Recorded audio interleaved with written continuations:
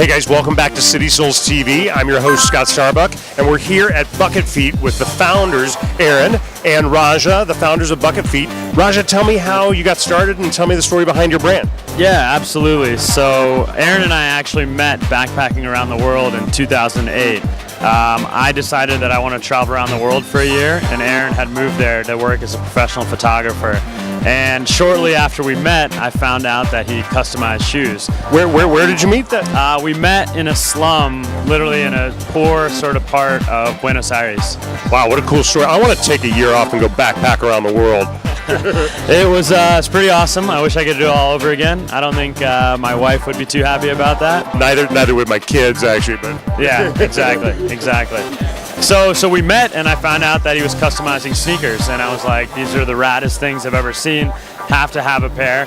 You know, I paid whatever he asked me to pay, and those are the shoes I wore with me as I traveled around the world. good guess. So, you know, as I traveled, I got comments on these shoes all the time, and I was, you know, a pretty big sneakerhead when I actually had money to spend on shoes, and I never got any comments like I got with these shoes. So I thought, you know, there has to be something here. I mean, there's some magic. There's some magic behind this. Aaron, you designed the original pair? I did. I took some Chuck Taylors that I had bought and did a print that Rajaa had seen that I'd done before, and sold them to him. And you know, it was pretty cool to look back and see that's how this whole thing started. It was me just the rest is history. On drawing on shoes. You know?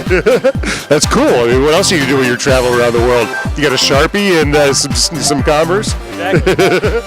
So then what happened? How did it go after that? So I sort of continued traveling, and I sort of kept in touch with Aaron and saw that, you know, he was selling a lot of these shoes. He was selling them to men and women. He was selling them to people of all different backgrounds, of all different walks of life.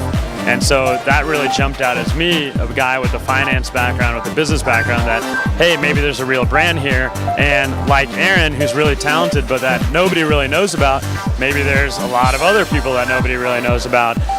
Aaron, you know, traveled to Brazil, met all these street artists, saw that they're really sort of burgeoning graffiti scene down there, saw that there was all these talented people as well. And so when we connected or reconnected, you know, we sort of quickly like bonded over this idea of working with talented artists and really focusing on discovering those artists, really curating different styles, and really sort of doing something different than any other brand out there. And I think you can sort of see all the different prints that we have. You know, it's sort of a ton of brands within a brand. You know, we have an unlimited number of designers. It's amazing. Like, so Aaron designed the first one, then you went with like street artists in Brazil that designed the patterns. They get kind of a kick, like somebody in Chicago is wearing their art, you know, or somebody in Japan or whatever, right? Exactly, and that's what one of our artists said. You know, we pay royalties to artists, we pay them for the art, but the biggest thing for them is really the awareness they get from it. One of our Brazilian artists said, the coolest thing that could ever happen is somebody in Tokyo is walking around wearing my shoes. And when you think about that and the fact that it would be impossible for him, you know, to maybe get a visa, to do an exhibition, to do whatever, to actually show off his art, now people from all over the world are seeing it everywhere on people's feet, and then going back and hopefully finding out like more about who this guy is.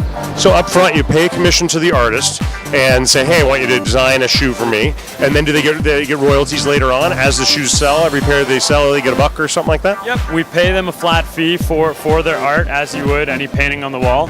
And then every pair of shoes we sell, pretty much into perpetuity, they'll get a royalty on that. Great story, cool idea. I mean, that's really cool. And so they continue to be artists. They continue to be artists. They continue to feel connected to the brand. We connect them to the consumer, and so sort of this whole circle of life, I guess. Cool. I think it's a great story. Amazing line. We just picked them up at City Soles, and they're starting to get some traction out there. You guys are both Chicago guys, right? I'm a Chicago guy.